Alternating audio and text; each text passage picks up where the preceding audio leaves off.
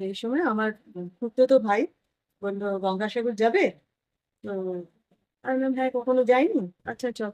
Taxi খুঁজেছি অনেক, পাড়ায় কোনো ট্যাক্সি পাইনি। তারপরে বাস স্ট্যান্ডে গিয়ে কোনো ট্যাক্সিই যেতে রাজি না। যারা যেতে চাইছে, গাড়িতে ওঠার পর থেকে ড্রাইভারের পেছন থেকে আমি তাকে দেখেছি, আমি সামনে তাকে দেখিনি। আমি পেছন থেকে তাকে যতটা দেখেছি, একদম সেরকম দেখতে লাগছে আমাকে।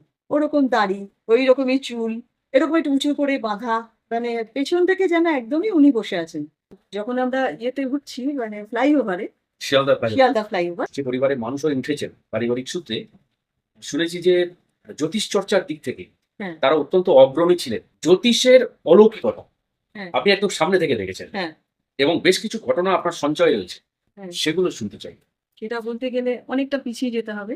দুপুরবেলায় এই সময় দেখি হঠাৎ খুব জোর দুম, দুম, দুম, দুম করে দরজায় ধাক্কা। তো তাড়াতাড়ি গিয়ে দরজা খুললাম। খুলে একেবারে আকাশ থেকে পড়ার মতো দেখি আমার বৌদি, দাদার ছেলে ঢুকছে। তো বৌদির নাকটা ফুলে একটা বিশাল বড় হয়েছে। পুরো মুখটা লাল একদম। তীর্থযাত্রায় আমরা যেভাবে যে মানসিকতা নিয়ে বেরোই তাতে কিন্তু আমাদের দেবতার আশীর্বাদ সাথে থাকে এবং সেই দৈব আশীর্বাদ, দৈব অনুগ্রহ সাথে থাকার দৈব অলৌকিক ঘটনা দিয়ে আজকের পডকাস্ট ভিডিও। প্রিয় দর্শক, আমি সাধক অলৌকিক রহস্য ইউটিউব চ্যানেলের চন্দন চক্রবর্তী আপনাদের সামনে নিয়ে আসছি। আজকে আমি বুঝতেই পারছেন চারিদিকের পরিবেশ দেখে স্টুডিওতে নেই, অর্থাৎ সাধক অলৌকিক রহস্য ইউটিউব চ্যানেলের স্টুডিওতে কিন্তু বসে আজ আপনাদের সাথে আমি কথা বলছি না। আমি আজকে চলে এসেছি দমদম পার্কে। দমদম পার্কে মাননীয়া সঙ্গীতা ভট্টাচার্যের বাড়িতে। সঙ্গীতা ভট্টাচার্যের পরিচয় দেওয়ার সূত্রে আপনাদের জানাই, এর আগের বেশ কয়েকটি এপিসোড আপনারা দেখেছেন মাননীয় স্বপন কুমার ভট্টাচার্যের বিভিন্ন রকম অলৌকিক ঘটনাগুলোকে নিয়ে। তিনি তাঁরই সহধর্মী। আপনাদের সাথে সরাসরি পরিচয় করিয়ে দিই, আমার পাশে বসে রয়েছেন সঙ্গীতাদি। নমস্কার সঙ্গীতাদি, আপনাকে সাধক অলৌকিক রহস্য ইউটিউব চ্যানেলে আমি স্বাগত জানাই। যে ঘটনাগুলো আজকে আলোচনা করব অবশ্যই ঈশ্বরের সংস্পর্শে থাকারই সেই সমস্ত ঘটনা, এবং তার মধ্যে অলৌকিকতা বলুন, লৌকিকতা বলুন, সেগুলো ব্যক্তিগত অনুমান নির্ভর।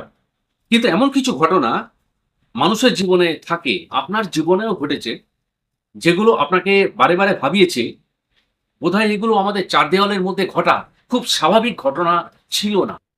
তো সেইরকম একটা ঘটনা আপনার কাছ থেকে আমি আগে শুনেছিলাম এই কাজের সূত্রে।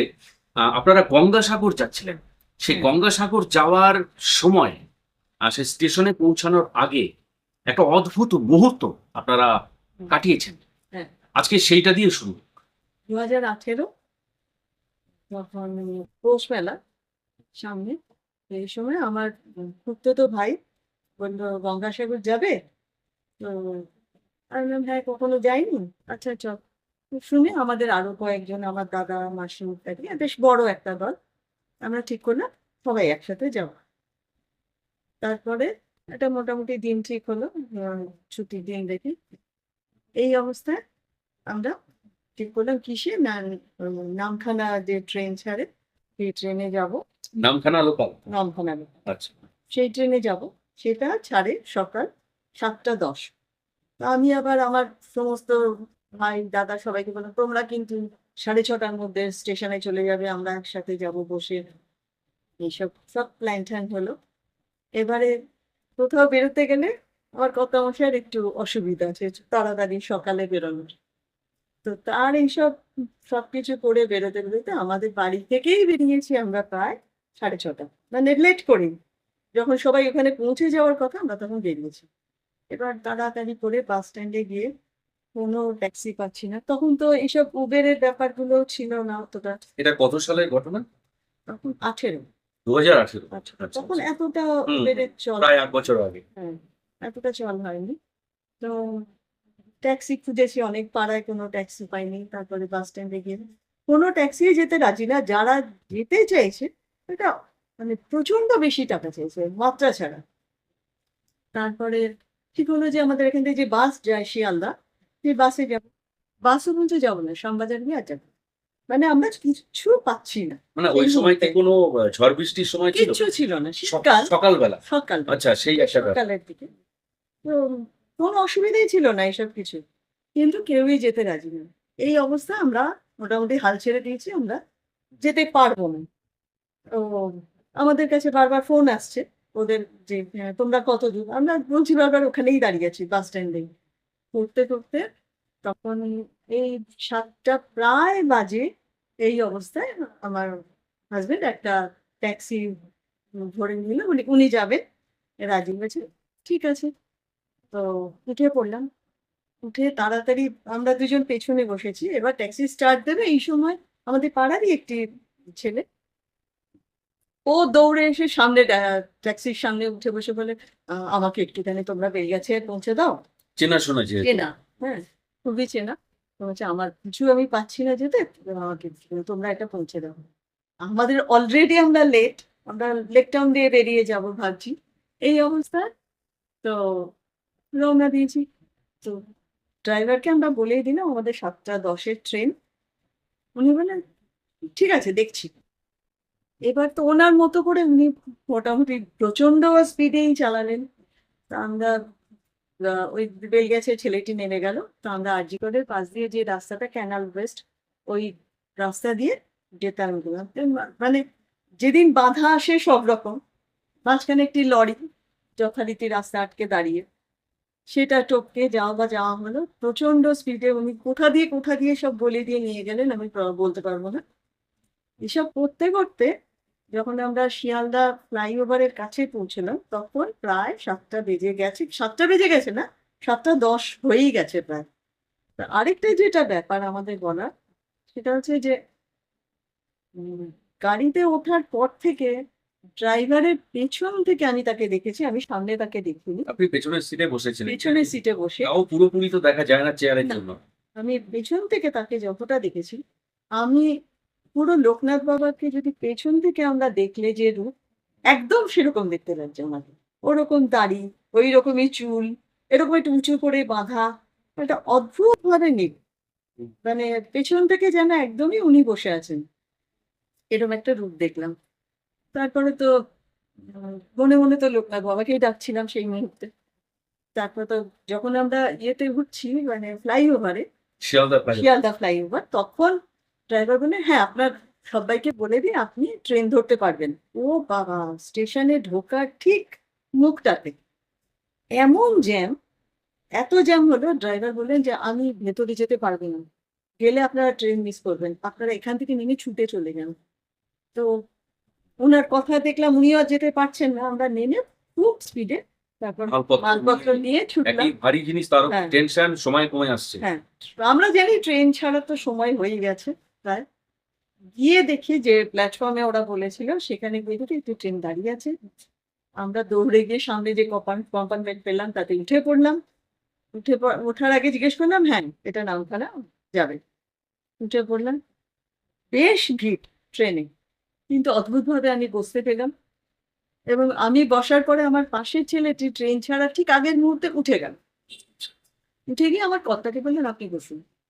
ওই ভিড় ট্রেনে ও গিয়ে দরজায় দাঁড়িয়ে রইল, এবং আমরা ট্রেনে উঠলাম। আমাদের যারা আত্মীয়রা ছিল তারা তো বিশ্বাসই করছে না যে আমরা ট্রেনে উঠেছি। আমি, বাজে কথা বলছো, তোমরা এসে পৌঁছাওনি।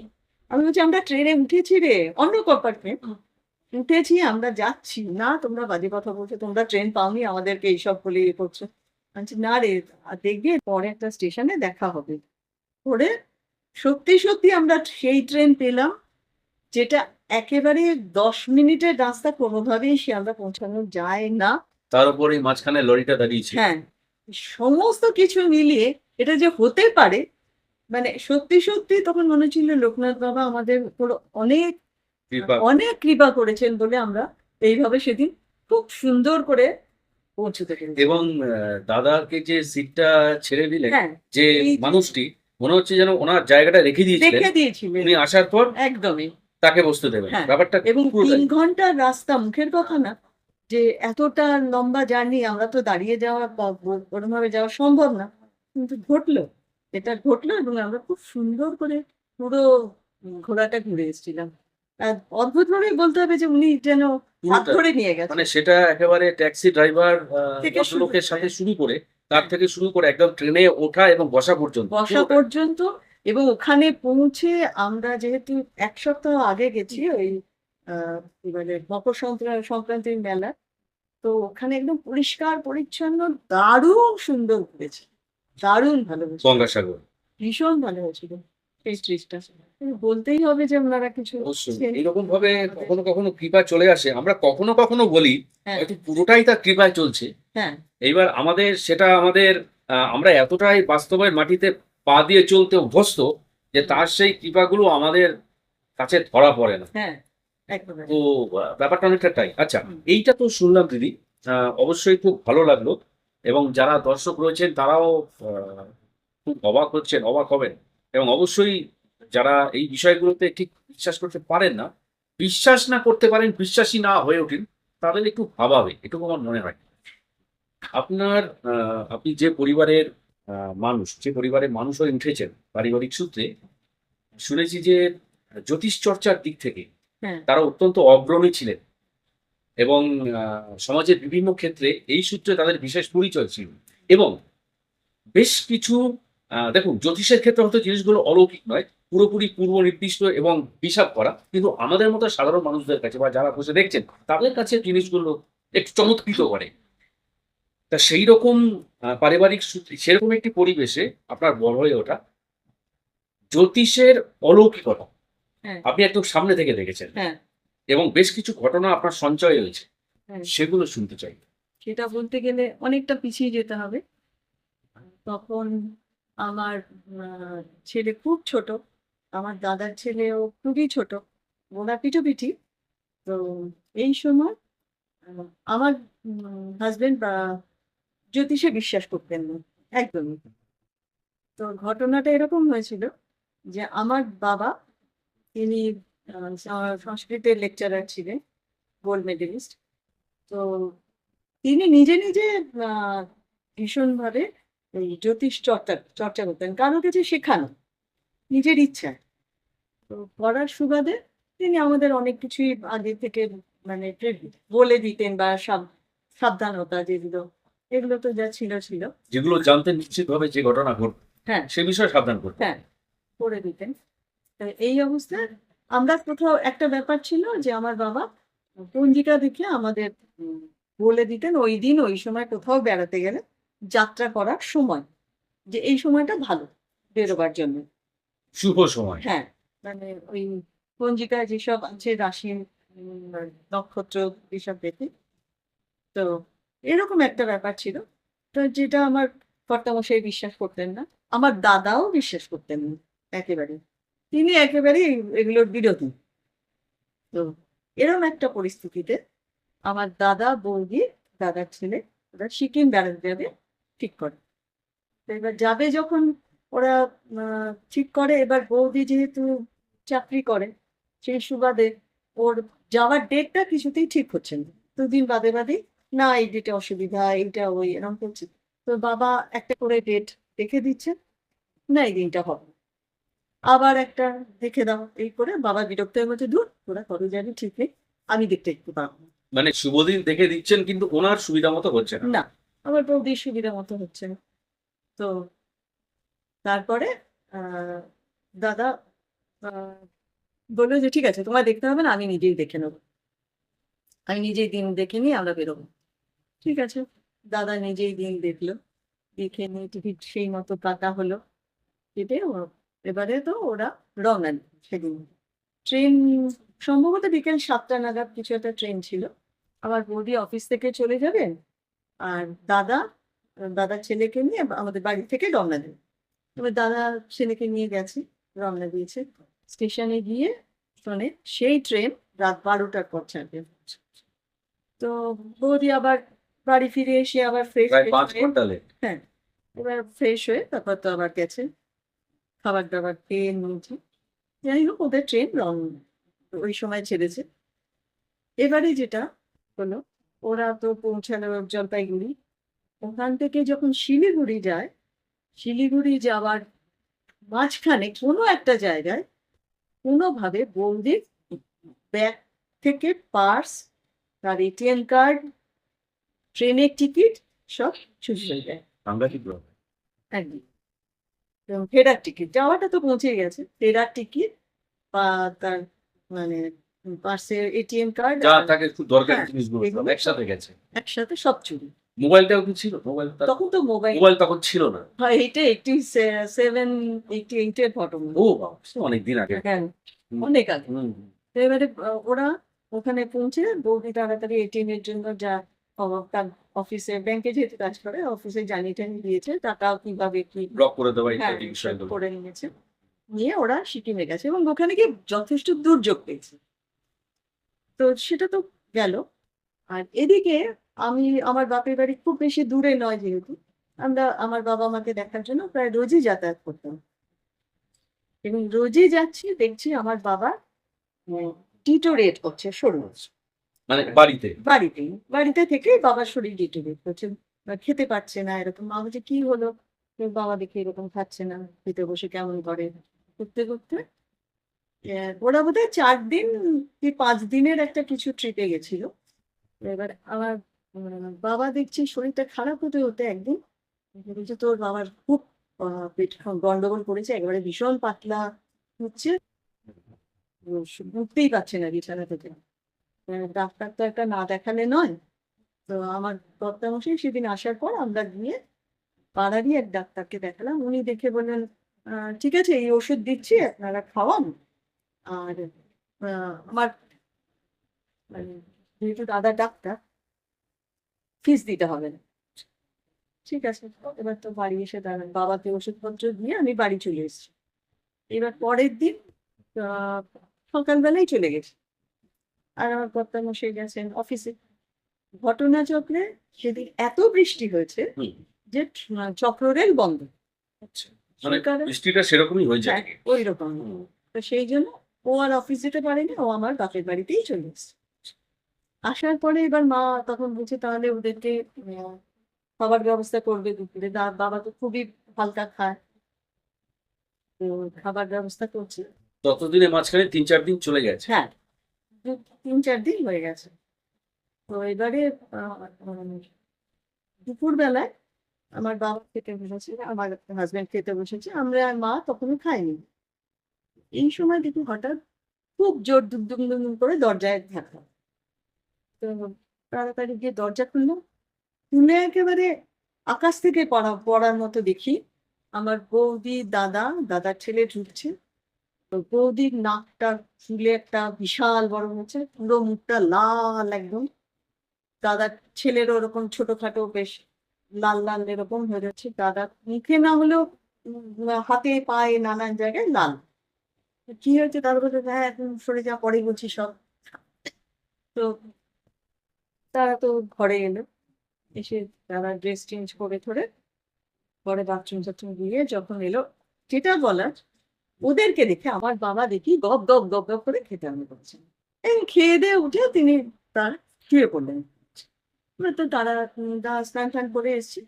আসার পরে তখন বলছে যে ওদের যা অভিজ্ঞতা যে হচ্ছে ওরা তো যেহেতু ট্রেনের টিকিট চুরি হয়ে গেছে, তো সেই জন্য কি করবে না বাসে আসবে। টেরাটা বাসে। এবার বাসের টিকিট কেটেছি এবং সন্ধ্যে ৭ টায় বাস ছাড়ে ওখান থেকে সাধারণত। শিলিগুড়ি থেকে। শিলিগুড়ি থেকে বাস ছাড়ে এটা কলকাতায় আসে।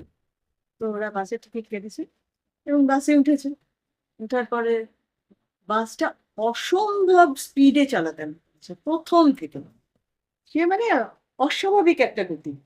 এবং প্রত্যেকটা প্যাসেঞ্জার সে মানে বলে চেঁচামেচি করে বোঝাতে পারছে না। সে বাস নাকি প্রায় ১.৫ ঘন্টার উপর ওই উম একে ওভারটেক করছে, ওই বাসকে ওভারটেক করছে, লরি ওভারটেক করছে এরকমভাবে যাচ্ছে। কেউ ওদেরকে ওই থামাতে পারছে না। এই করতে, করতে প্রায় ৯টা নাগাদ গিয়ে সে মাঠের মাঝে একটা আ বড় গাছকে ধাক্কা মেরে উল্টে যায় বাসটা। এবং উল্টে যায় দরজার দিকটা চাপা পড়ে যায়। বীভৎস আওয়াজও হয়েছে। মানে একটা বিশাল ব্যাপার হয়ে গেছে।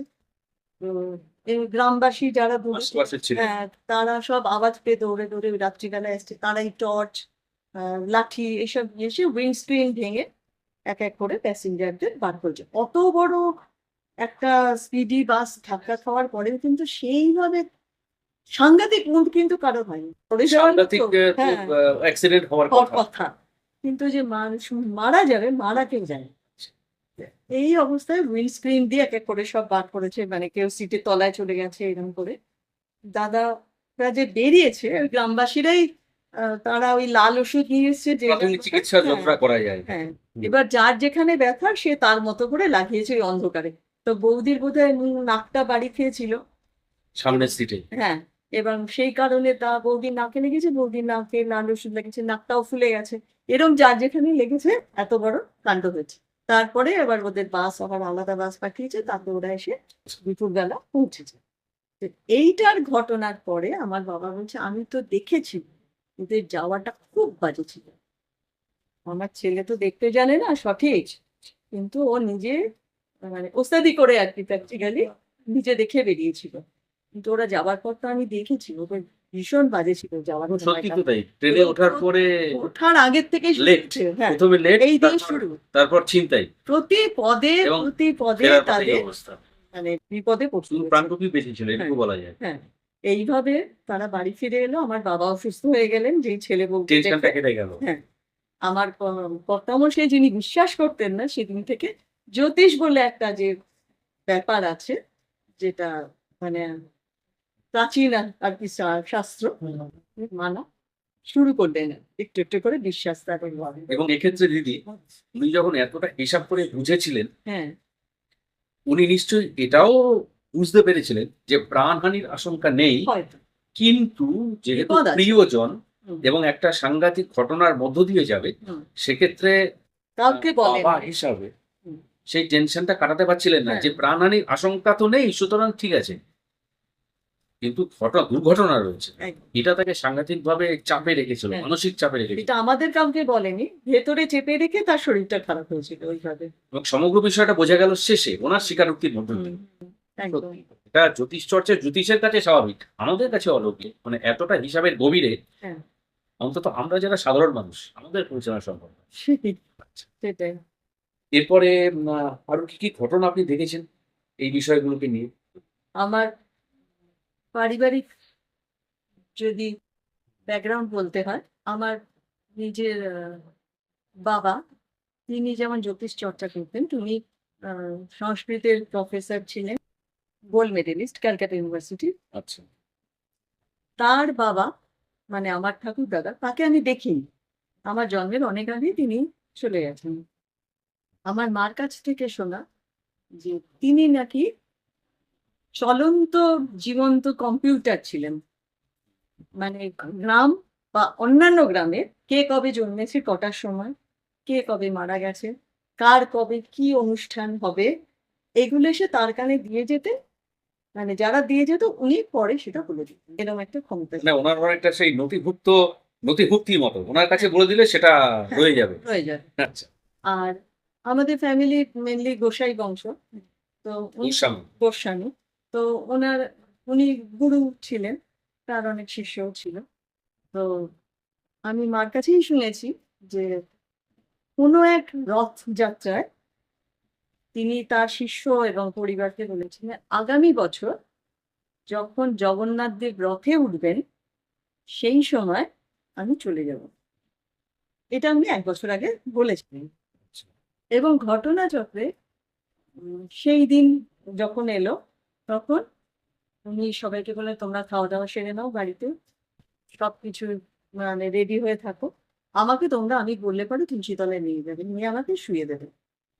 এবং সেটাই ঘটেছিল। যখন রথে যে সময় ধরে তো জগন্নাথ দেব হুম। রথে ওঠেন, তো ঠিক সেই সময় তার প্রাণ চলে যায়। এবং তিনি অসাধারণ চণ্ডী পাঠ করতে পারতেন। আ আ ভাগবত পাঠ এগুলো করতেন। এবং শুনেছি আমাদের বাংলাদেশের বাড়িতে একটি কুকুর ছিল।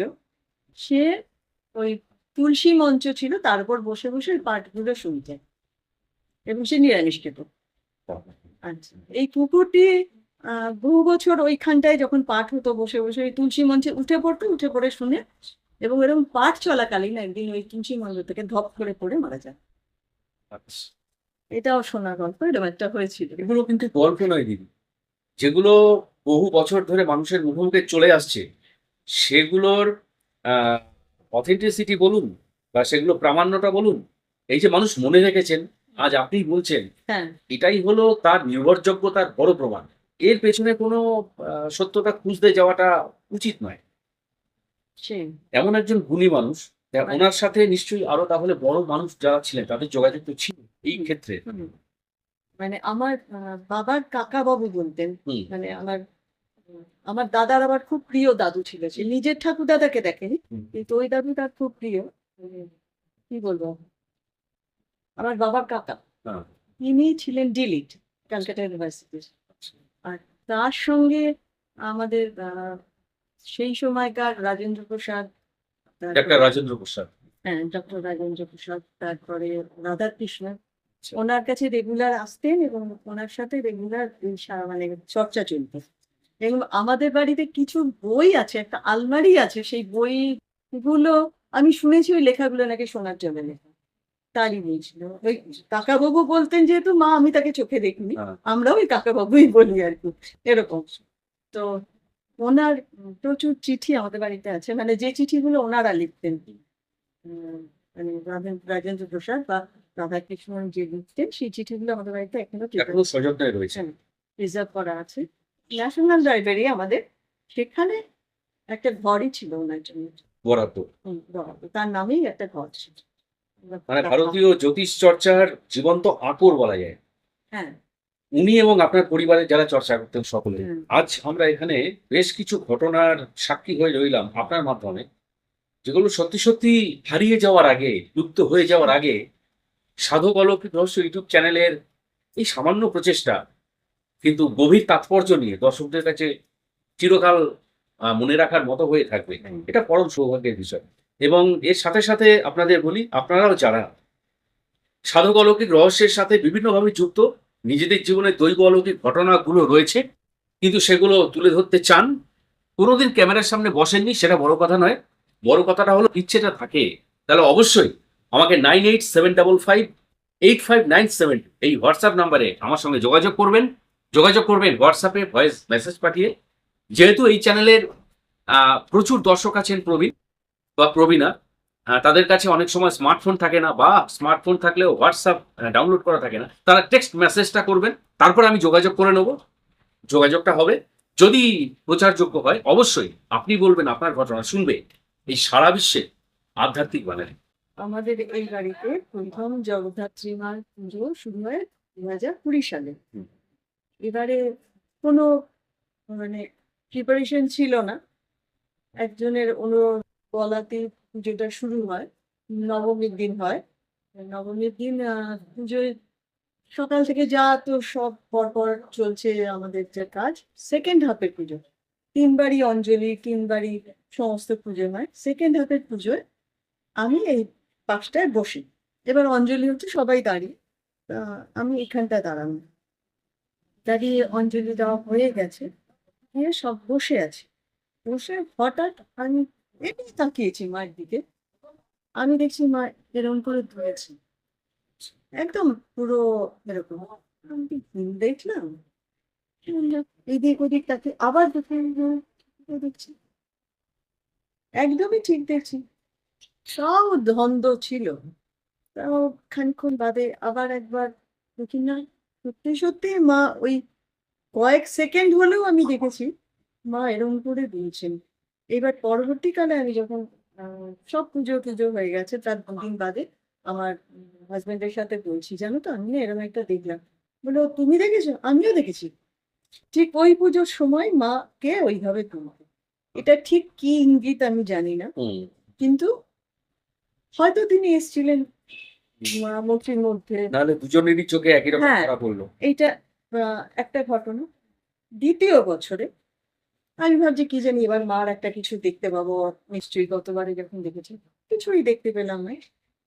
১ম আ ১ম পুজো হয়ে গেল, ২য়, ৩য় বারের পুজোর সময় আমার যে কেন মনে হলো মায়ের এখানটা যেন শ্বাস নেওয়ার মতো একটা ওঠা-নামা করছে। ঠিক আছে? আমি তো এরকম ভুল দেখতেই পারি। অনেক কিছুই তো মনে, মনে ভাবি, হয়তো দেখেছি। আমি যে আমার প্রতিবেশিনী একজন আছেন, খুবই তিনি আ আধ্যাত্মিক, ভক্তিমতী। ভক্তিমতী। ও আমার বাড়িতে এসে পুজোর প্রচুর কাজও করেন। ও এসে বলছে, "তোমার মা তো জীবন্ত। তোমার মা তো শ্বাস নিচ্ছে।" একই জিনিসও দেখেছে। যেটা আপনার মনে দ্বিধাদ্বন্দ্ব ছিল হ্যাঁ, সেটা হ্যাঁ, সমাধান হয়ে গেল। এইটাও দেখেছে। এই একটা অদ্ভুত ব্যাপার। মানে আমরা দুজন দুবারে এরকম একটা দেখেছি। তো শোনো অনুভব। এই ১ম বার মায়ের পুজো হয়েছে। সেটা নভেম্বর মাসে সাধারণত পড়ে। সেবারেও নভেম্বরেই ছিল। এবারে ডিসেম্বর। তখন করোনা চলছে। মানে যেহেতু ২০ সাল, করোনাটা বেশ ভালো মতোই তখন চলছে। এই অবস্থায় কেউ কারোর বাড়ি আসে না বা উম যত রকম রেস্ট্রিকশন এরকম চলছে। তো আমাদের একটি চেনা ফ্যামিলি, খুবই পরিচিত এখন আত্মীয়র মধ্যে। তো সে প্রবীর, প্রবীর উম প্রবীর শায়রির ২ জন মানে ওরা হাসব্যান্ড ওয়াইফ। তা শায়রির মা আমাদের জন্য খিচুড়ি মানে আগের দিন ভোগ হয়েছে ওদের বাড়িতে। খিচুড়ি, মিষ্টি আরো কিছু খাবার দিয়ে পাঠিয়েছেন ক্যানে করে। আর আমার ঘরে সেদিন আলুর পরোটা হয়েছে সকালবেলা ব্রেকফাস্টে। তো রবিবার ছিল। ঠিক আছে। এবারে এই ঘরেতে প্রবীর আর আমার হাসব্যান্ড বসা, আমি রান্নাঘরে। এই অবস্থায় হঠাৎ আমার কাজের লোক গিয়ে বলছে, "বৌদি তোমাকে একজন কেউ ডাকছে।" ঠিক আছে, এসছি। এসে দরজার সামনেটা এসে দেখি একজন মহিলা দাঁড়ানো। হুম। এবার সেই মহিলাকে তো চিনি তো নাই এবং তার লুকটাই অদ্ভুত। মানে মাথাটা পুরো হচ্ছে সেই ক্যাপ দিয়ে ঢাকতো সেই সময়। মুখে মাস্ক, চোখে মানে ফটোক্রোমেটিক চশমা যাতে কালো হয়ে রয়েছে বাইরে থেকে এসছে। গায়ে শীতকাল, ফুল হাতা সোয়েটার। আর সেই সোয়েটারটা বেশ মানে লেন্থ আলা, হুম। লম্বা ঝুলে। হুম। একসময় দামি ছিল। কিন্তু এখন সেটা যথেষ্ট ময়লা। মানে বেশ পুরনো। শাড়িটাও সিনথেটিক মতো শাড়ি। কিন্তু কোনটাই কোনো নতুন বা কিছু তো নয়। একদম পুরনো একটা শ্যাবি ব্যাপার পুরনো তার মধ্যে। এসে উনি বলছেন, "খাবার হবে, খাবার হবে?" সে একটা বলাটার মধ্যে একটা অদ্ভুত ব্যাপার। "খাবার হবে, খাবার হবে?" অস্বাভাবিকভাবে হ্যাঁ। তো আমি বললাম, "হ্যাঁ, আমার ঘরে যা হয়েছে আপনি খাবেন?" "হ্যাঁ।" "আচ্ছা।" আমি বললাম, "আমার তো আলুর পরোটা হয়েছে, খাবেন?" "হ্যাঁ।" এবারে সেই সময় যেহেতু কেউ কাউকে ভেতরে ডাকতো হুম। না, আমি ভেতরে ডাকিনি। আমি দরজার সামনেই তাকে কাগজের প্লেটে করে আমার যা ঘরে হয়েছে ওই আলুর পরোটা, তরকারি তাকে দিলাম। খেতে, খেতে, "খিচুড়ি আছে, খিচুড়ি?" হ্যাঁ।" আচ্ছা খিচুড়ি দেওয়া হলো। "বেগুন ভাজা?" হ্যাঁ। মানে যা, যা পাঠিয়েছে। হুম। হ্যাঁ, যা যা পাঠিয়েছে তার বাইরে কিছু বলছেন না। না। আচ্ছা। এগুলো উনি নিজে থেকে বলছেন। এটা হয়েছে, এটা হয়েছে বলুন। তারপরে এবার ওরা মিষ্টি পাঠিয়েছে, লাল ভাজা মিষ্টি। তো আমার ছেলে খুব ভালোবাসে বলে আমি একটা তুলে রেখেছি, আরেকটা বোধহয় কাকে দিয়েছি। তো "মিষ্টি আছে, মিষ্টি?" হ্যাঁ। কারণ আমার ঘরে মিষ্টি ছিল না। এবার উনি দাঁড়িয়ে, দাঁড়িয়ে সবটা খেলেন। খেয়ে আমি বললাম, আমি তখন জিজ্ঞেস করলাম, "আপনি কোথা থেকে এসেছেন?" "না, আমি তো আরজি করে।" "আপনি থাকেন কোথায়?" "গড়িয়ায়।" আমি বললাম, "গড়িয়া থেকে আপনি আরজি করে এসেছেন?" "হ্যাঁ।" বলে তারপরে তারপরে আমার অদ্ভুত লাগলো আরজি করে যে এসছে, সে কেন দমদম পার্কে আসবে? হুম। যার বাড়ি গড়িয়ায়। ৩ পয়েন্টে। ৩ point Garia, RG Kar, Dum Dum park. Dum Dum park. হ্যাঁ, না মানে একটা অদ্ভুতই হুম। লাগলো শুনে। তো তারপরে উনি খেলেন, জল খেলেন। বোতলে জল দিলেন। জলটা খেয়ে বেরিয়ে গেলেন। এবারে বেরিয়ে যে গেলেন আমার পক্ষে তখন আমি এতটাই ব্যস্ত ছিলাম, আমার হাসব্যান্ড দৌড়ে গেছে। পেছনে গিয়ে কিন্তু তাকে আর দেখতে পাইনি। এবং তার ঢোকাটা আবার আমার হাসব্যান্ড দেখেছিলেন। আমাদের জানলা দিয়ে যেহেতু দেখা যায়, গেটটা যে খুলেছেন আর আমার ভেতরের গেটে আসা, তার যে স্পিড সেটা একটা অস্বাভাবিক ছিল। মানে এত স্পিডে একটা মানুষ এইটুকু সময়ের একটা মধ্যে নির্দিষ্ট দূরত্ব অতিক্রম হ্যাঁ, করতে গেলে একটা একটা সময় আন্দাজ লাগে। মতো সময়। সোজা কথা, আমি এখানে বসি, আমি এখান থেকে জানলা দিয়ে ওনাকে দেখতে পাচ্ছি ঢুকছে, হ্যাঁ। কে ঢুকছে দেখার জন্য আমি এখান থেকে এখানে গেলাম। আমি তো ওনার আগেই আছি, হ্যাঁ। আমি এখান থেকে এখানে যাওয়া, গিয়ে দেখছি ওখানে ওখানে। গিয়ে দেখছি উনি দাঁড়িয়ে। মানে স্পিডটা একটা অদ্ভুত স্পিড। হ্যাঁ, এরকম। এটা একটা অদ্ভুত ঘটনা ঘটেছিল। এবং উনি কি করে জানলেন আমার ঘরে খিচুড়ি এসছে, আমার ঘরে বেগুন ভাজা আছে, মিষ্টি আছে। এটা উনি জানলেন কি করে? এবং পরবর্তীকালে সবাই বলছে, "মাকে পুজো করেছো, মাই দেখো এসে এরমভাবে হয়তো ঘুরে গেছে।" এরকম একটা এটা পরিষ্কার যে আপনার বাড়িতে জগদ্ধাত্রী মায়ের অধিষ্ঠান রয়েছে এবং সেটা আপনারা বিভিন্নভাবে বুঝতে পেরেছেন কারণ আপনারা অত্যন্ত ভক্তি সহকারে নিষ্ঠা ভরে, সবচেয়ে বড় কথা নিষ্ঠা, এই নিষ্ঠা ভরে তাকে আরাধনা করেন। খুব সুন্দর ঘটনা আপনি শোনালেন। এবং যারা মাঝে মাঝে নিজেদের মনে প্রশ্ন করি যে মা কি জীবন্ত বা শক্তি কি কিছুই আছে, যারা যেটা বিশ্বাসী, শক্তির ক্ষেত্রে শক্তি পুজো, বৈষ্ণবের ক্ষেত্রে বৈষ্ণবের ইচ্ছে, শাক্তর ক্ষেত্রে শক্তি পুজো, প্রত্যেকটা ক্ষেত্রে আসলে প্রাণ প্রতিষ্ঠাতা খুব গুরুত্বপূর্ণ। হ্যাঁ। ভক্তি সহকারে মন্ত্রকে নির্ভর করে জাগ্রত করে শক্তিকে জাগানো, হুম। এটা এই ভট্টাচার্য বাড়ির জগদ্ধাত্রী পুজোর একটা অন্যতম বৈশিষ্ট্য এবং মহিমা। সেটাই সঙ্গীতাদি বলছেন। আচ্ছা সঙ্গীতাদি, এটা তো শুনলাম। এবার আপনার তীর্থযাত্রার ক্ষেত্রে বৃন্দাবনে সেখানে একটা অদ্ভুত ঘটনা ঘটেছিল, যদি সেটা বলেন। এবার বৃন্দাবনে আমরা ঘুরলাম, সবই একটা অদ্ভুত সুন্দর, বলতেই হবে রাধারানীর বিশেষ কৃপার জন্য আমরা একটা অপূর্ব সুন্দর একটা দর্শন করে এসেছি পুরো বৃন্দাবন। এবার যেদিন চলে আসবো, আমাদের প্রায় ভোরবেলা ট্রেন। এবার আগের দিন বিকেল বেলা আমার ওই প্রতিবেশিনী আমাকে ফোন করে বলছে, কেমন ঘুরলে বৌদি, বলে টলে, তোমরা কি রাধারমন মন্দিরে গেছো? না তো। বলছে ওটা খুব কাছে, তোমরা যেখানে আছো তার খুব কাছে, এখনো তো বিকেল, তোমরা একবার দেখে এসো না। তো বললো যখন, না ঠিক আছে। বলে গেলে পরে কিন্তু ওখানে একটা ছোট্ট করে একটা কলসে রাবড়ি একটা প্রসাদ দেয়, হ্যাঁ মানে ক্ষীর, ওটা কিন্তু নিয়ে আসবে, ওটা কিন্তু চেষ্টা করবে পেতে, খুব সুন্দর। আচ্ছা, তো আমরা তো হাঁটতে হাঁটতে বিকেল বেলায় রওনা দিলাম। গিয়ে যখন পৌঁছলাম, ধারণা ছিল না যে বৃন্দাবনের ভিড় কি জিনিস, কারণ সেদিন ছিল রামনবমী। আর রামনবমী মানে লোকাল লোক প্রচুর মন্দিরে যায়, আর বাইরের লোক তো রয়েছে। বাইরের লোক তো আছে। তো আমরা গেছি, গিয়ে এবার সে যে কি মারাত্মক ভিড়ে পড়েছি সে তো আমি কোনোভাবে বোঝাতে পারবো না। মানে আমার দমটা আটকে গেছিল একটা সময়, মানে নড়তে পারছি না, কিছু করতে পারছি না, আমার পুরো দম আটকানো। যখন আমি ওই ধস্তাধস্তি করে বেরোলাম, তো কোথায় ক্ষীর দেওয়া হচ্ছে না হচ্ছে আমি খুঁজেও পাইনি, আর দেখেও কোথাও দেখতেও পাইনি। আমি এটা মাথায় তখন ছিল না কি করে বেরোবো, আর ছিল না সত্যি সত্যি। আমরা যতটুকু ওর মধ্যে ছিলাম মন্দিরে, আহ, দেখতেও পাইনি কোথায় কি। সে মানে দলা মোচড়া হয়ে যখন বাইরে এলাম, এসে বাইরে বেরিয়ে আমি আমার বৌমাকে বলছি যে মানে তখন বিধ্বস্ত একেবারে। এরকম সময় দেখে আমাদের পাশে দাঁড়িয়ে একটি দল, কয়েকজন মহিলা, তাদের হাতে ওই ক্ষীরের পাত্র, আচ্ছা। ছোট্ট কলস। দেখে আমি তখন বলছি, দাঁড়া জিজ্ঞেস করি কোথায় পাওয়া যায়। তো আমি মেয়েটিকে জিজ্ঞেস করলাম, আচ্ছা এইটা কোথায় পাওয়া যায়? ও আমাকে হিন্দিতে উত্তর দিল, ওই তো ওখানে। তো ওইখানটা মানে হচ্ছে উজিয়ে ওই ভিড়ের মধ্যে আবার যাওয়া, তাই ও সম্ভব না। দ্বিতীয় কোনো রাস্তা নেই, গেলে ওই পথেই যেতে হ্যাঁ, হবে। আর কোনো উপায় নেই। ঠিক আছে, শুনলাম এই অবধি। জাস্ট আমি এটা শুনে মানে চলে আসবো, ও আমাকে বলছে ইয়ে লিজিয়ে। না মানে, বলছে ঝুটা নেই है, মানে একবার उठा के लाया है, झूठा नहीं, आप ले सकते हैं, लीजिए ना। ও এমনই জোড়াজুড়িও করলো খানিকটা, আর আমিও দেখলাম আমি যখন পাচ্ছি আমি বা ছাড়ি কেন, নিয়ে তো নিলাম। নিয়ে আমি মেয়েটিকে দেখলাম, অপূর্ব সুন্দরী, কিশোরী, ওই 16-17 এরকম বয়স হবে, অপূর্ব দেখতে মেয়েটিকে। এবং সে একদম হেসে আমাকে ওটা দিল, যেটা আর কেউ পায়নি, আমাদের যে দলে যারা গেছিল কেউই পায়নি, আমি তো ওটা পেলামই।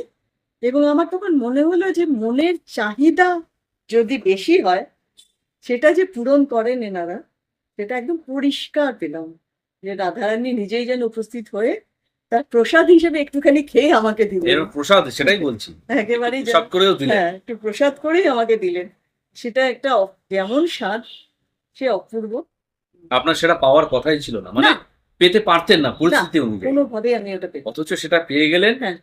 পরবর্তীকালে এটা আপনার বিশ্লেষণ, আমাদেরও চিন্তা ভাবনা, যে সেখানে তো উনি অন্য কাউকে দিতে পারতেন, হ্যাঁ। উনি হাতে করে রয়েছেন, আপনি কিছুটা আগে কিছুটা পরেও ওখানে উপস্থিত হতে পারতেন, সেই মুহূর্তে উনি হয়তো এটা খেয়ে নিতে পারতেন, হ্যাঁ, কিন্তু আপনাকেই দিলেন, আপনিই হ্যাঁ। পেলেন।